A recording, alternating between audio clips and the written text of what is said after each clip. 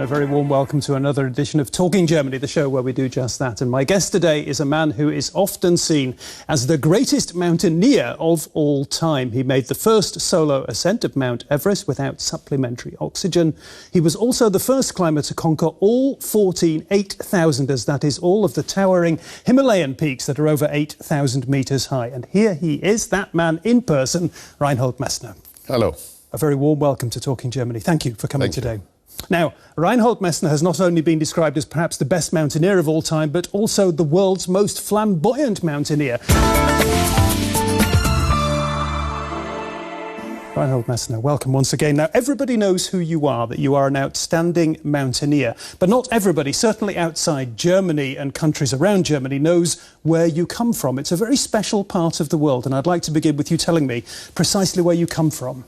I'm coming from the Dolomites. The Dolomites are, for me, the most beautiful mountains of the world. And I was born there, and I had the opportunity as a small boy to climb these smaller rocks on the base of the big walls of the Dolomites. Also for the fact that there was no other possibility for us to play, to enjoy ourselves. No soccer place, no swimming pool. So we went to climb, and I did my first 9,000 feet peak when I was 5 years old. This legendary climb with your father when you were 5 years old. Right, yeah. We're going to talk about that climb. We're going to talk about your father. We're going to talk about mountaineering in general. Just, you're talking very enthusiastically about the South Tyrol region, about the Dolomites where you come from. I read somewhere that you actually, as a young man, found it quite claustrophobic and you really wanted to get away. Is that what your mountaineering career was all about? I remember very well that I was living in this small valley, very small valley, narrow valley. Yeah. And I was looking the clouds coming on one side of the upper part of the valley and disappearing on the other side a few minutes later. And I was always asking myself from where these clouds are coming, because for me the whole cosmos was this valley and nothing more. And standing on the mountains above this valley, I could see the world is bigger, but there was always a horizon somewhere which closed the curve to the world behind. And I'm still on my legs, on my way to see what is behind, what is behind. Reinhold Messner, I have the feeling that people can't... I mean, your achievements in the mountains are very clear, but I don't think people can really understand who you are as a person and as a mountaineer without understanding that you are an alpinist. Explain what that means. I am both. I'm a mountaineer, but I am also a mountain man, because I'm living in the mountains, I'm farming in the mountains, and I was brought up in the mountains. I'm not a city man going to the mountains like most of the alpinists. You know that mountaineering was born in Britain in reality 200 years ago, in the cities. Yeah. In the big cities, the people, especially from the industries, they had the feeling they need something else than only this machinery and these numbers and this scientific work. Mm-hmm. So they became climbers in the Alps and later on in the Himalayas. I am coming out of the mountains and I'm living in the mountains also on vertical walls. And the most important thing I have to survive in the mountains is the instinct. It's not knowledge, it's not technical knowledge, it's not ability or a better heart or better lungs.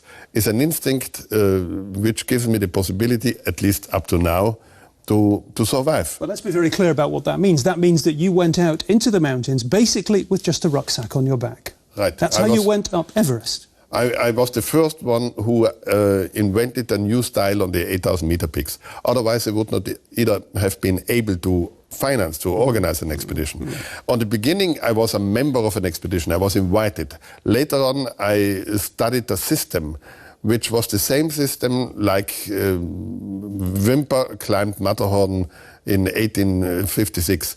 We go with a rucksack, we acclimatize on the base camp, and we go up without camps, without fixed ropes, without oxygen bottles, and without there's something almost fanatical about this, because I read that you actually taught yourself how to survive without food, for example. In the Alps, I was able to climb for 2-3 days without food. And 2 or 3 days without food? I was very lucky I had this training, because otherwise on Nanga Parbat I would have no chance to survive. Because we were forced for days, on the end for 5 days in my case, to live without any food. There was not food. And more difficult was the fact that we had to live for days without water. This was very dangerous. And part of the fact that my brother became high altitude sick was the fact that we had no water, and we were not able to make water out of snow because we had no cooker. Mm-hmm. You mentioned your brother there. Yeah. Yes, my brother died on Nanga Parbat on 70 on an expedition where we succeeded in climbing the highest wall of the world. A wall, it means quite a vertical wall, with 4,500 meters of difference between the base camp and the summit. And since reaching the summit, both without a rope, we had nothing in reality. We started in a different group. He started after me. I did not know that he's following me. We met a little bit below the summit. We went together to the summit. He had his breakdown afterwards, and we were forced to go down on the other side of the mountain. People should see the movie. People should read your book about these events. It's a very controversial series of events. There have even been court cases around this. You have lost a lot of friends in the mountains. You have known a lot of people through the years who have died in the mountains. The death of your brother must have been the deepest, the most profound wound for you. Yes, it was a wound, and this was also a key moment of my life. Before Nanga Parbat, both of us, we went to climb, having a feeling that we would not die. We knew that some people are dying in the mountains, but never ever somebody died together with us. You thought friends? You thought you were immortal. Yes, a little bit, like typical German young Siegfried. You heard about Siegfried, this German hero who is not dying because he's invulnerable. And we had this feeling. Some of our friends, they died in the mountains, falling in a snowstorm, but not together with us, in another moment where we were not together. And after this tragedy on Nanga Parbat, I understood that death is coming in seconds on the mountains.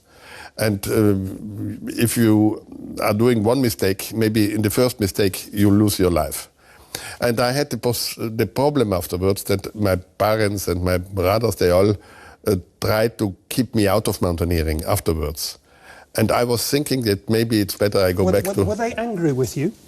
No, they were not angry. They were not angry? No. But it was difficult for them to understand what happened. Your father was angry? Sure. My father was angry. He was pushing that my brother would go with this expedition, and I tried to give him a chance on this expedition, because on the first moment only I was invited, not my brother. And he said, your brother has the same ability. Try to give him also a chance, because he's also dreaming about these biggest mountains of the world. My mother was exactly the opposite. She said, I would like that nobody of you are going to this dangerous mountain. Afterwards, I stayed in the clinic, and afterwards I went back as a teacher in the school, and I went back to university. But after a while, I understood I cannot change this wound and this tragedy staying at home, forgetting about my enthusiasm about mountaineering. Mountaineering was my life, was my dream. And so I decided afterwards to become a professional mountaineer. And to do it with more investment of time, of money, of energy, like before. But listen, some people would say you're just absolutely crazy. You didn't just go back to become a very conscientious and careful mountaineer. You walked across Greenland with another one of your brothers. Did you not fear that history would repeat itself? It was not so easy for me, but then when I decided to cross Greenland the long way from south to north, 2,200 kilometers, I spoke with my brother, and he said, this is my dream. And he's a very good skier. He's a marathon runner. He's a doctor. And I was beginning to be 50, so I said, the best partner would be a doctor. Before, I had a perfect partner from Germany, Arvid Fuchs, who was a navigator. He knew exactly to do what I could not do, to navigate. And from Arvid Fuchs, I learned to navigate. So on Greenland, I did not need anymore a navigator. I needed a doctor. And since my brother is a doctor and said I would like to go, we decided on the end to do it together, and we had a perfect time together. But a risk was always there to lose a second brother, because there is a risk in crossing Greenland. We went later on to the North Pole expedition, and we failed there in a terrible ice pressure-rich system. We went also to the pole a little bit later on, but anyway, we had a dramatic moment on the pole, and he really fell in the water. Yeah. And it's very strange that he remembers, like me, in this critical situation, he in the water, I was not able to get him out. I yelled to him, Günther, and not Hubert. He's Hubert. Because probably in this tragical moment, in this difficult moment, I had again the feeling that the responsibility and the fact that maybe something is happening bad now is giving me again the remembering of the Nanga Parbat tragedy. Okay. If you want to know more about what happened on Nanga Parbat, tune in to DW TV on the 22nd of June. Then we'll be showing the first episode of a two-part documentary called Death on Nanga Parbat, the Messner Tragedy. The second part of that broadcast will be on the 29th of June, by the way, and you can get the times from the Deutsche Welle website. Reinhold, I know it's a favourite theory of yours that one learns more from failure than one learns from success. Explain that theory in a short version. Sorry. No problem. I learned, especially in mountaineering, that doing mistakes, failing, I learn more than if I succeed. If I succeed, afterwards I have the feeling everything went well, everything was perfect. Maybe the success has more fathers. Also the partners, they were very important to give me this success. If I fail, I know exactly why. And I can learn about it. I can correct the failures, I can correct the mistakes, and I can try again. I didn't become a strong mountaineer, climber or adventurer for the fact that I would be more intelligent or having better lungs or better heart than others. No, I'm a totally normal person. But more often than all the others, when I was on my knees, when I was broken down, when I failed, I went up again and I tried again. Only for the Makalu, the fifth highest mountain of the world, I tried 4 times. 3 times I failed, but the 4 times I reached the summit. So my success is following the fact that I tried, I learned, I failed. And since I was able to do these low-budget expeditions, I could not only do more expeditions than others, I could also go absolute to the limit. Because if I failed, not so much money was on the table. Yeah. So trying to go on the limit, on my limit, doing it often, I got all these experiences to do these crazy things like Everest without oxygen, Everest alone, crossing Antarctica on the beginning of this new period. Now, many people are crossing Antarctica, but we didn't have a logistic then when we did it.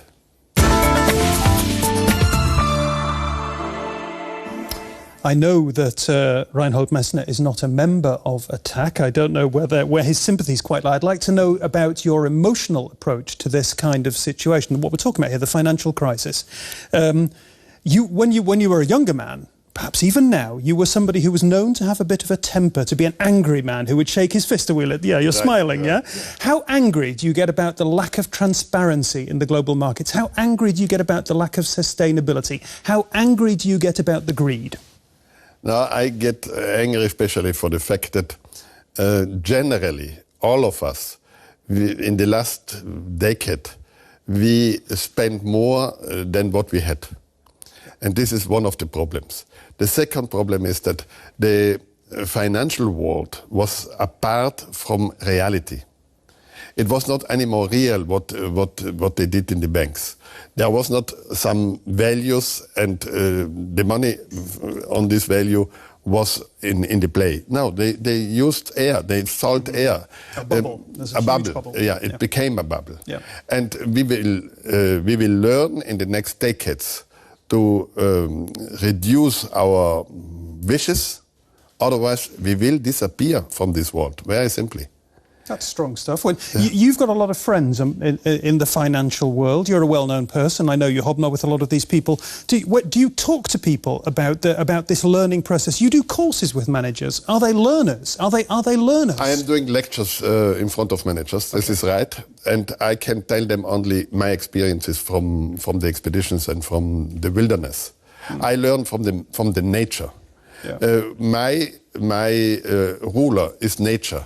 In my heart, I am an anarchist.